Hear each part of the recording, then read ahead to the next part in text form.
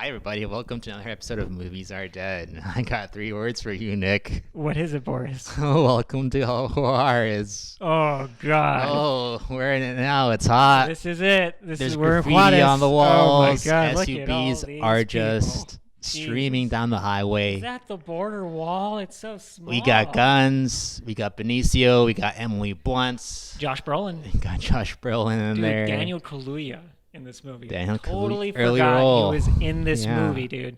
Who else is in it? Jeffrey Donovan? Victor Garber. We got, Who what's else his is, name from Wolf of Wall Street? Walking Dead. Oh, John Bernthal. John Bernthal, yeah. Dude, there's a scene in this movie little with twangy accent. Dude, there's a scene in this movie with John Bernthal, Daniel Kaluuya, and Emily Blunt in one room in the bar. I love that scene. But it's like an all-star lineup. This movie was released, 5.5 years ago? 6 years ago? 5 years, 6 years, yeah. Yeah. I think, okay, you were sending me text messages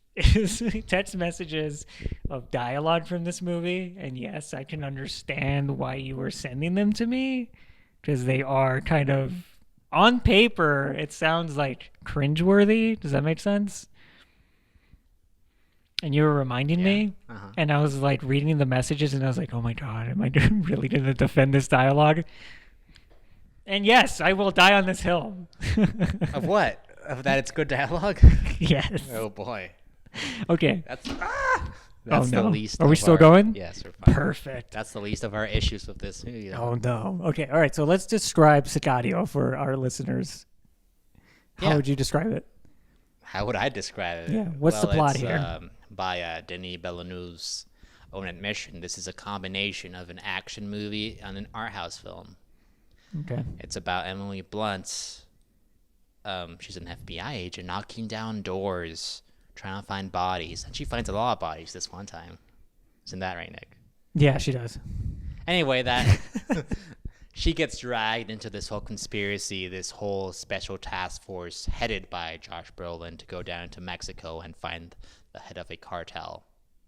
And it gets, it's like a nightmare. It spirals out of control. Gets worse and worse. It does spiral out of control. And okay, so the plot of this movie, as Boris said, is pretty much Emily Blunt is tasked, or actually asked to volunteer with a special task force in taking down the cartel. Little does she know, she is in store for a world of corruption, a world that's way out of her league.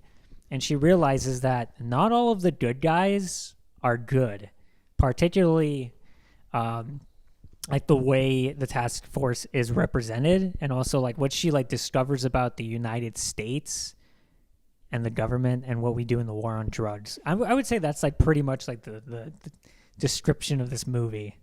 Yeah, it's correct. All right.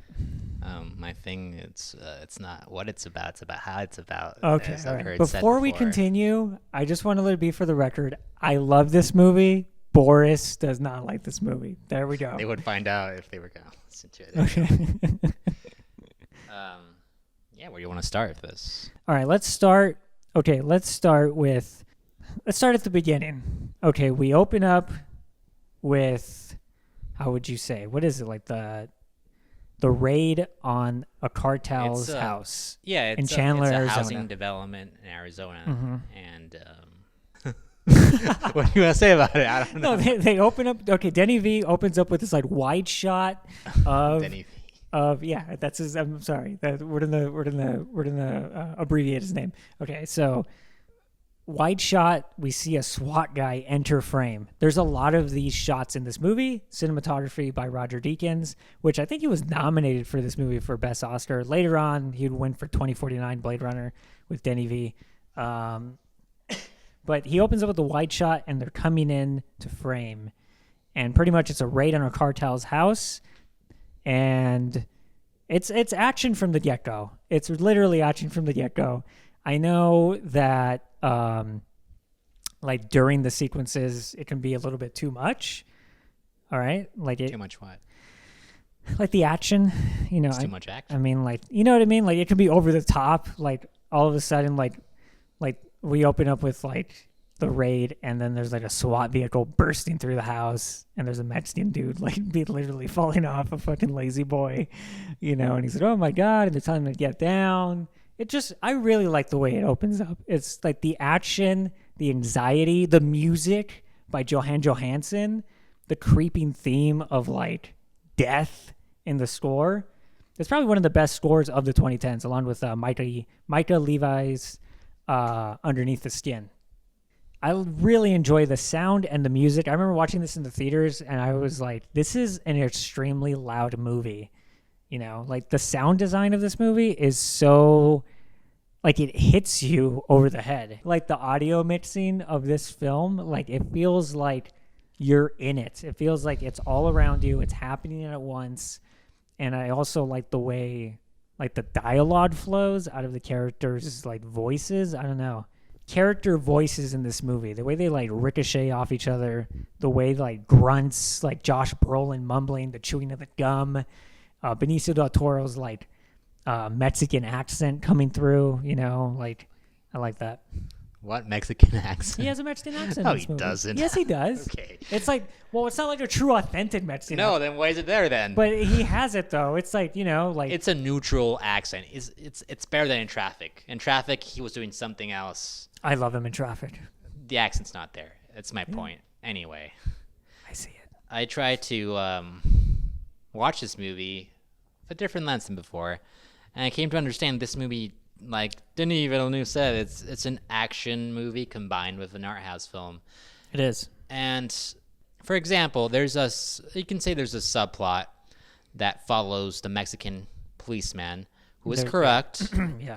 And I've read in interviews that he tried to portray that story with some amount of authenticity and subtlety, which is not there ultimately in the final product, because the only thing we know about these people in the 5 or 6 minutes that we see them, about the policeman and his son and his wife, is that the son likes soccer, which is, yeah, a lot of Mexican kids like soccer, but that's all we get to define him by. And the policeman himself, all we know about him is that he's a policeman. He has this small house. He has a wife that doesn't seem to really love him. Or maybe she's really just tired of his shit, honestly. But the only thing we know about him is that he has about 2 fingers of tequila or whiskey in his morning coffee. He's tired of his job. He's tired of his life. His son's there, but I don't know. He doesn't really seem like he cares about him that much. And all these 3 characters, are defined very broadly by what we see at a first glance. This kid likes soccer. He drinks. The wife makes the food. She makes beans and eggs. And she's just there in a very subservient role. My problem is that this story is sort of used as some sort of shield or some sort of alternative viewpoint that winds up not being very authentic. So in the audience's mind, it winds up not having much weight, or as much weight as is given to Kate's character.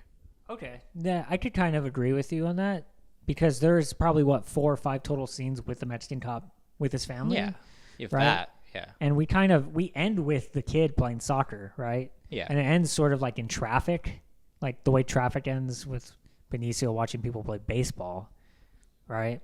Well, Traffic's a little bit more optimistic in its ending. It is very Sicario. optimistic. Sicario's, there's a negative. There's something like dark about it. Gunshots in the distance. I appreciate the darkness. I appreciate that the last scene, like you said, ends with gunshots, which is, for all that these people did, ultimately it doesn't really have much of an effect on the daily life of these people. Yeah, that's true. But wouldn't you say that's Denny V sort of like telling the story of how, like, well, that's one of the things I liked about this movie, is that it ends with that scene. Yeah. And all so the violence. You like the ending part?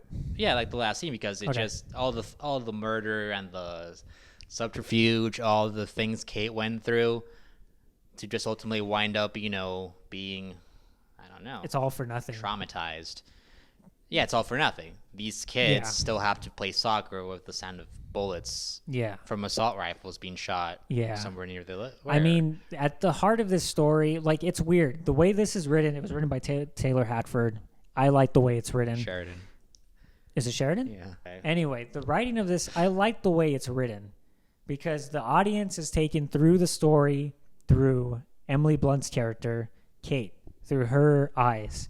It's almost like a simpleton setup. It's very easy to draw the audience in this movie because you're like, what does this mean? I'm sure like the audience is like 2 steps behind Josh Brolin's character. And you can see it in Kate's character. She's like, what are we doing? Why are we going to Juarez? You told me we're going to El Paso. Right? So we're 2 steps behind, and I like the way she's a vehicle for the audience, taking us through. And then Daniel Kaluuya's character, her partner, Reg, he's also like behind too. He's like the sympathy character. Like, what are we doing? Right? He's trying to like catch up. And he actually talks to Josh Brolin's character like, hey, Matt, we need to talk. Like, we need to figure out what we're doing here. And there's that scene when they're with the deportees, right? And like finally Josh Brolin briefs him about what they're doing and how they're trying to discover a secret tunnel from Mexico to the United States. But I like the way it's written. And I think that, yeah, I would have liked to have seen more scenes of the top. And I think not more, but like more human, like a more human side. But wouldn't you say that's what like the drug trade does to people? Like it kind of like grinds them down into just like a being that's just serving other people for money. Like it I don't know. I kind of feel the same way. Like I wanted to like the cop more. I wanted to connect with him more, but it just wasn't there. Like even at the end when they kill him, I was like, oh, that sucks. Yeah. I felt more bad for the son. It's just, it's there to get it's there to get the audience to feel bad for the son. It's not really about humanizing the cop. I think they all just act the way the plot needs them to act. That's true. Yeah, they do act the way they need to act. I just like the fake out in this movie for the writing. It's not so much a fake out, but it's like you think it's Kate's story, but then it turns into Benicio del Toro's story. And it turns out like all of this that they're doing is for like, yeah, they want to stop Manuel Diaz and the cartels, but it's mostly about Benicio del Toro seeking revenge. It's like a samurai story in some way. He has a samurai story within him. He wants revenge. And even when Josh Brolin tells Emily Blunt's character after the tunnel scene, like you went up a tunnel that you shouldn't have gone up, and she realizes that Benicio is out for revenge, she doesn't like that. She's like, we're doing all of this for what? Why are we doing this? You know, like, so she realizes that Benicio is like only out for himself, right? That he's pretty much like, he serves anybody. He can serve the cartels. He can serve the Mexican government. He can also serve the United States. Yeah. But in reality, he wants revenge.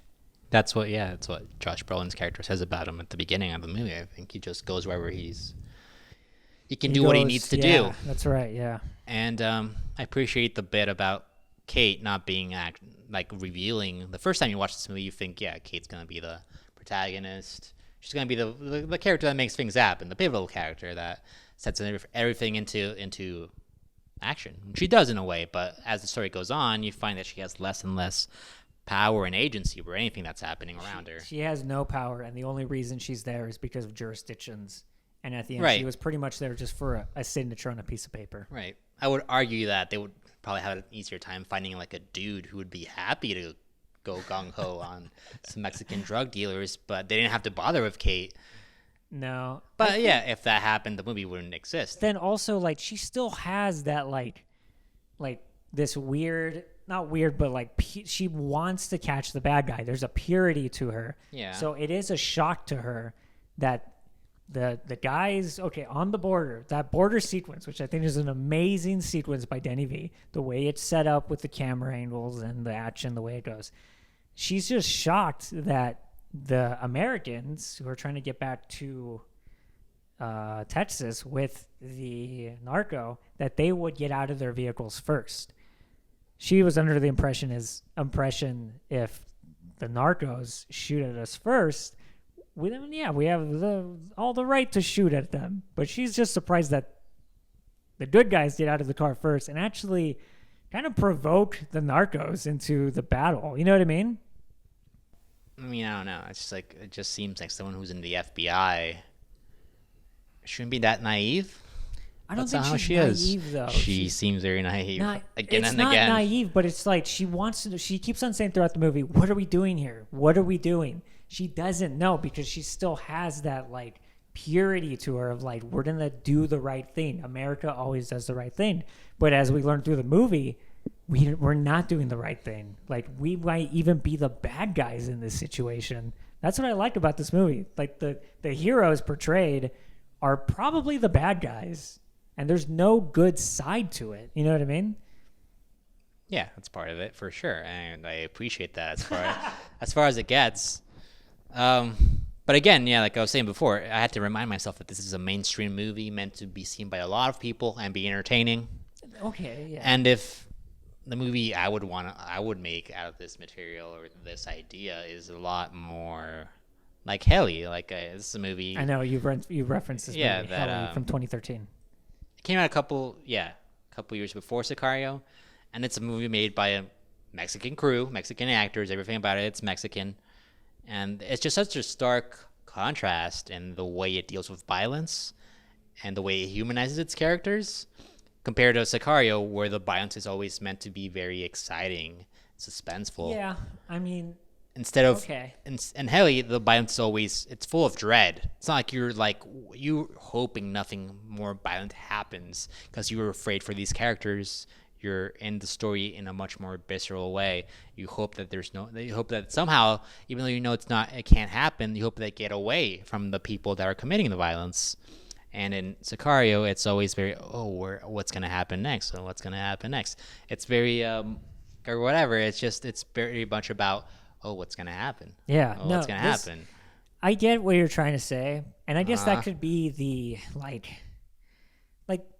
those two movies could exist, right? Sicario and Heli. Yeah. Okay. They can exist in the same universe. And it's awesome to see, like, but you know what I mean, though? Like, they can exist at the same time. They can, and, yeah, that's true. And I haven't seen Heli, but from what you've told me, it sounds like it's a more of a deeply meditative, poetic movie on the drug trade and cartels than Sicario, which is... I mean, it's not even about cartels. You don't even see a cartel in the whole movie, but... Okay. Go ahead. Okay. But, I mean, as you said before, this is an American movie. I mean, it's written by Taylor Sheridan, who's an American, right? Yeah, but I guess... Let's take it for what it is. I mean... I guess what really bothers me about this movie... What? We're both Mexican. I lived in Mexico for 9 more or less years. Yeah. I've been back there a lot. I mean... I get the nagging feeling, I don't know if you agree, you probably won't agree, is that this movie ultimately winds up being explorative and dehumanizing towards Mexicans. No, I it's funny you bring that up, and I agree with you. Because at times watching this movie, I felt like the way Mexicans were portrayed was almost like a caricature. Definitely, yeah. Specifically on the border scene when they're crossing the border and you see the narcos in the car, they're covered in tattoos, mean thugs, the way Mexicans... Like, the way Juarez is shot. Yeah. Like, how dirty it is, how nasty it is. Like, I totally agree with you. And, like, I know... But you got to take it for what it is, though. Like, but I don't. I don't like these... Like, we barely get... Like, I don't remember the last time I saw a Mexican actor in a mainstream movie. I know what you're saying. It's like Diego Luna in, like, Star Wars or something. It's like... I know. Don't even... Okay, we'll get to that conversation later. Okay. Because I Diego Luna in that movie is like, I don't know, it's irritating, but he's my favorite character in Star Wars universe right now. Yeah. But like, it just feels like it's frustrating because I love this movie. I love Sicario, but yeah, the way Mexicans are portrayed in this movie it's very disheartening. Like, and it's also like not offensive, but I'm like, oh man, like I hope not all of us are seen that way. You know what I mean? Because like even the policeman. You know, he's supposed to be a police guy, but he's corrupt. His son just wants to play soccer. The woman is subservient, and she's tired of the husband's drinking. It's kind of offensive. It's like, where is the good Mexican? Even the good Mexican in this movie, Benicio del Toro, is out for himself. Yeah. So there's no good-hearted Mexican at the core. Even the cartel dude at the end with his family, like, he was like, it's nothing personal. It's just business. Mm-hmm. So there's no good Mexican in this movie. But granted, there's no good American in this movie as well. So, I mean, like, I am a little, I mean, it is a little offensive to see at times. But then I also remember, like, this is a movie from America, by America. I know Denis is, like, Canadian, right? Yeah, French-Canadian. French-Canadian. So, I mean, like, I'm not going to be, like, like outraged over this portrayal, but they could have at least put one good Mexican in there, you know? Yeah, it's not even about having like one good Mexican. It's just some nuance and depth. The way, like you said, like the way Juarez is shot, it's meant to emphasize I the know. people hanging off the bridge by the news, know, the yeah. graffiti, the small tienditas. And like the way Jeffrey Donovan's character is like when they're along the border in El Paso, he goes, "Look, there it is, Juarez."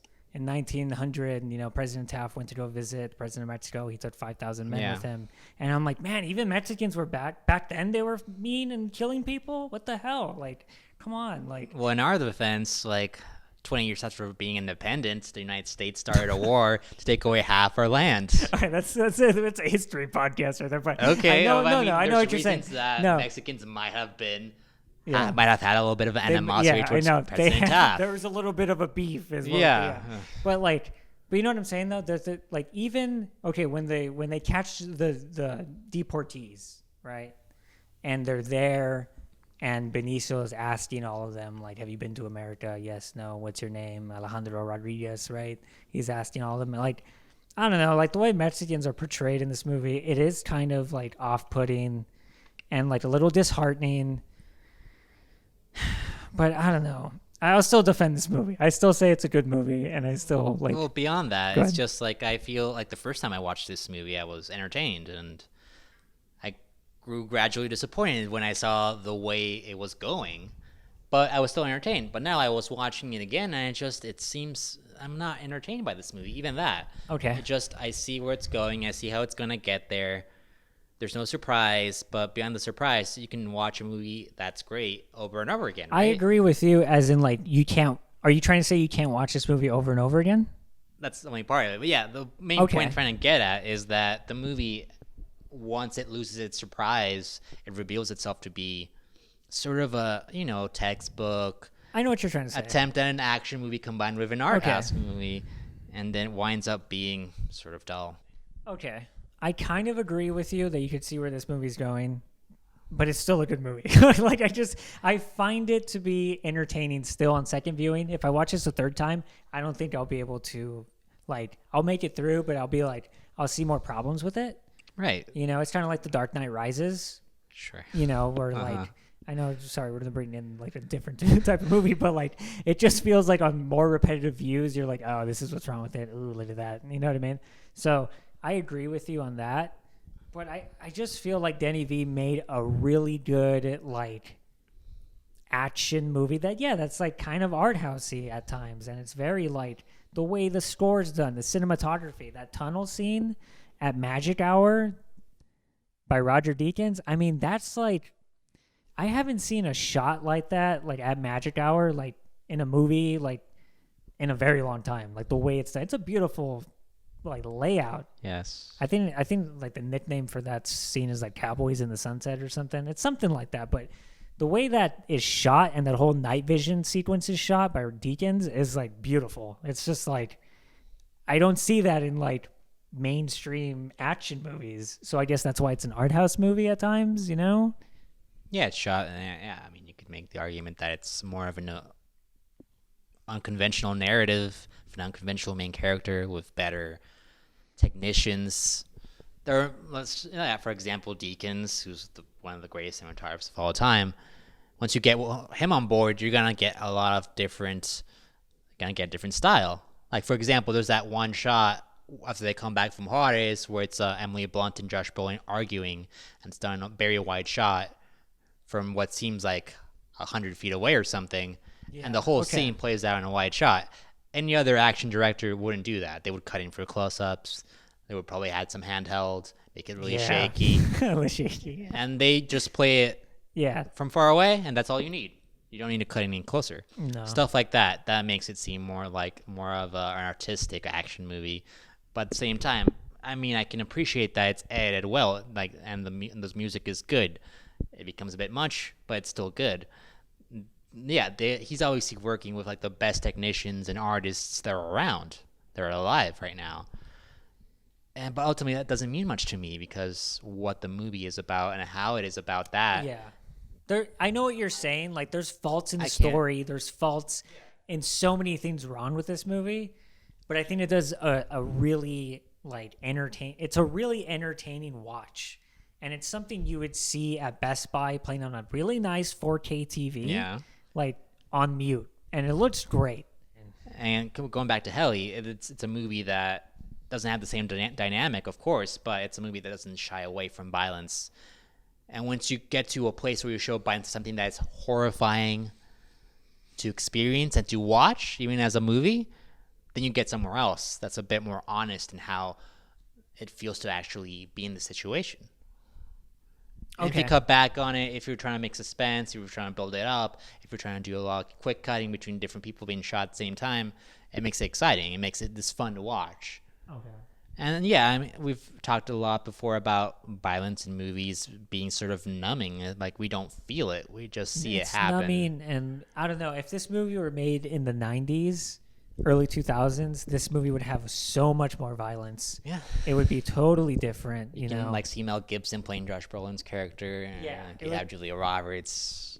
Yeah, it would be totally different playing Kate. But it also just shows like how like our view on violence has changed so much.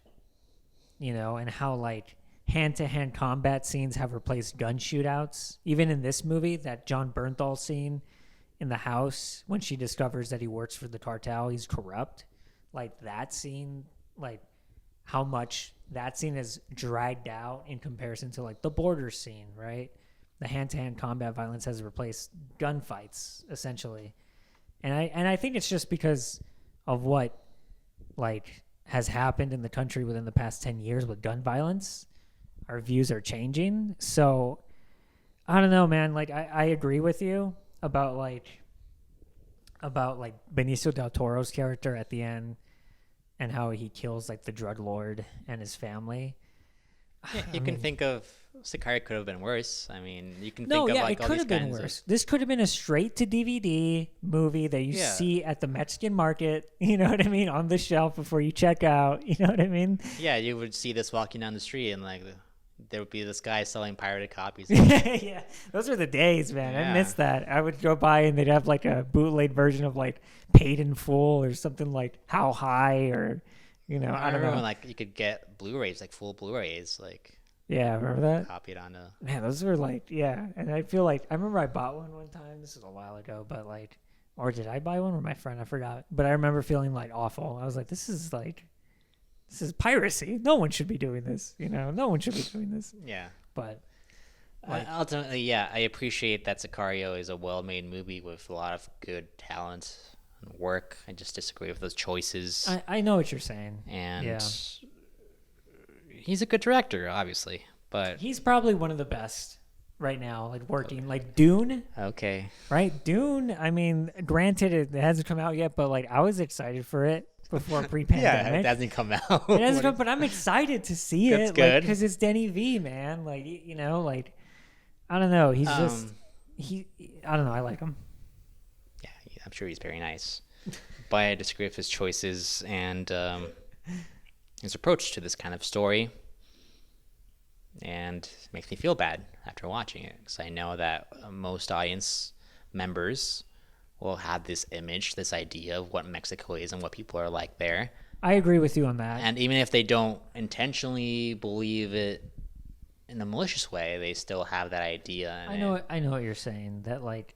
Dehumanizes Mexico. I know. Yeah. No, you're onto something, and it's like even though people might not believe it, it's still there. And yeah, like the portrayal of Hispanic people in the cartel, like, yeah, it is disheartening. I mean, I haven't seen Narcos on Netflix. I'm not going to just because like it's just so much to get through. But I mean, I don't know, TV shows like that.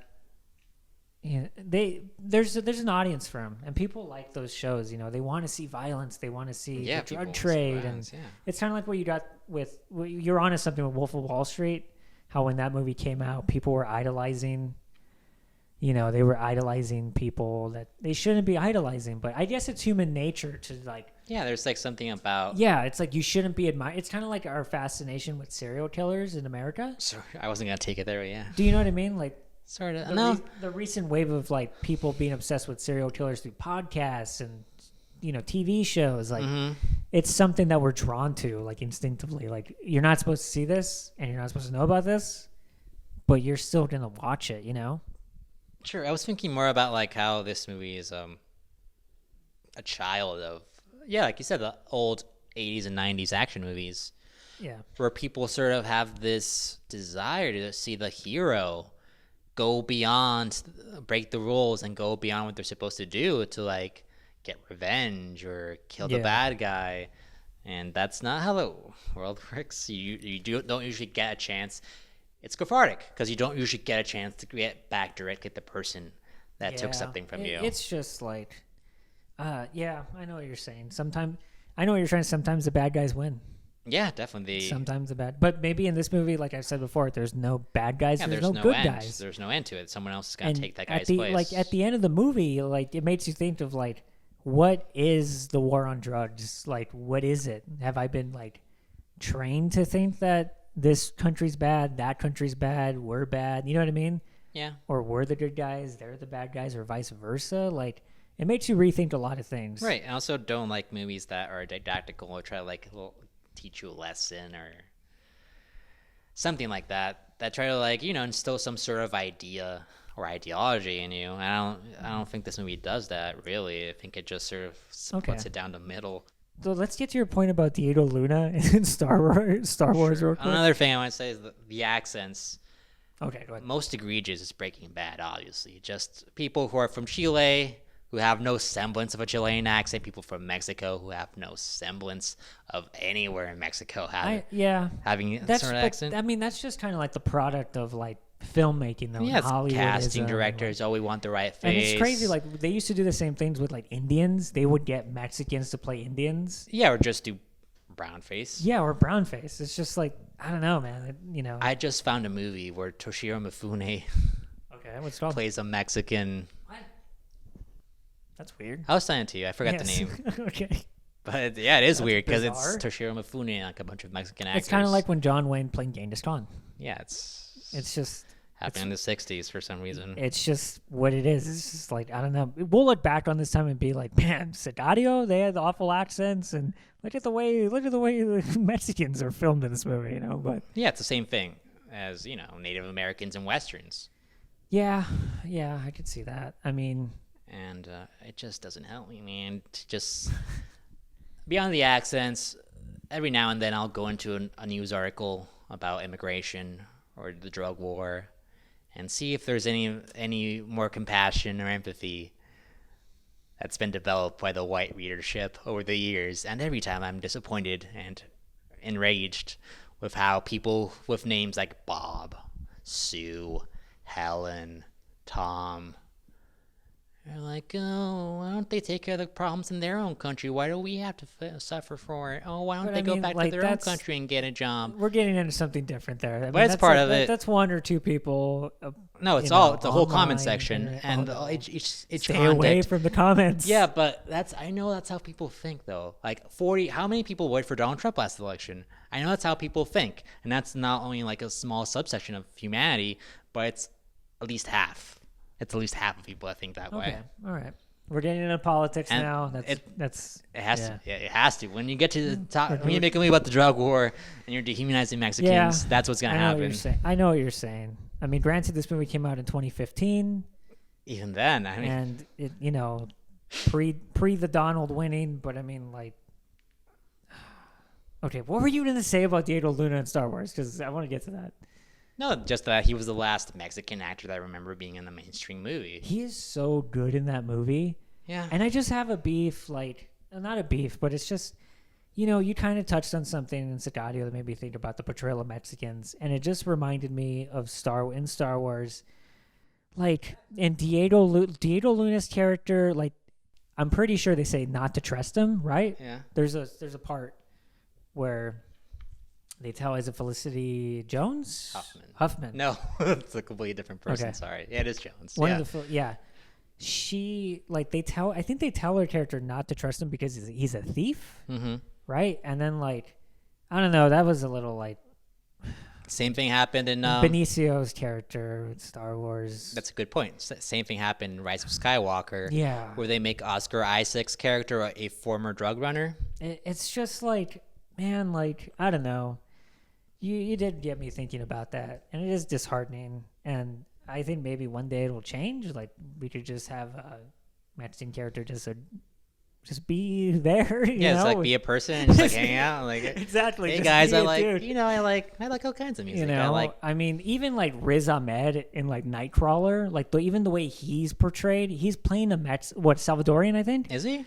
Yeah, doesn't he play like a Hispanic character of some sort? remember. And like he kind of has this like wide-eyed naivete that's like almost to the point where I'm like, you can't be this like simple-minded or like borderline like dumb, right? I don't remember that movie that well. No, Maybe. that's a hell of a movie. That is such a good movie. Oh yeah. But yeah, I mean, you just got me thinking about like the portrayal of Hispanic characters in media, like the way things have been going, the way where it's headed. I think it's getting better, and I think they're doing a way better job than what they were like 10 years ago, 15 years ago. You know what I mean? Yeah. I mean, Kong versus Godzilla has a couple of Mexicans in I it. haven't seen that one. And But then there's also like something like Machete, where I Sure. like that movie is like I just love that movie, you know, and the character of Machete, like what he is, and like I don't know, it's just I guess it depends on the director. I don't know, but yeah. Anyway, yes, to get back to it, we are a significant percentage of the population in the United States. Yeah. And somehow I go months without seeing a Mexican or anyone from Latin American descendancy anywhere on TV or movies. But I do have a really good optimism. Like I think things are slowly getting better, and I think like we'll have better portrayals of these people. Like when I mean people, I mean like Mexican descent, Hispanic, you know, Latinx, you know, Yeah. like I think it's slowly improving. But yeah, watching Sicario now, I'm like, oh man, this movie hasn't like aged too well in terms of representation, you know. Yeah, but I keep going back to the cop. Just 5 minutes is all he gets I know to be a human being. And I'm trying to think of like other characters in that movie, like the coyotes in the hotel room showing like Benicio, like where to go, like those guys. Those guys have real accents for the most part. Yeah, those. Man, I just forgot how Daniel Kaluuya is in this movie, and how far he's come. This is great. It's great. It's a great Same thing actor. with John Bernthal. I'm like, John Bernthal. Oh yeah, like that's him. Yeah, but well, yeah. All right, so yeah. Okay. All right, guys. I mean, that sums it up for Sicario. I mean, if you haven't seen it, check it out. I can totally see why you don't like it. There. Thanks. Hope people think the same way. All right, guys. Thank you so much for listening to another episode of Movies. Were they? What? Oh, they're dead. Oh, they're dead. Yep, movies are dead, guys. All right, Yeah. bye.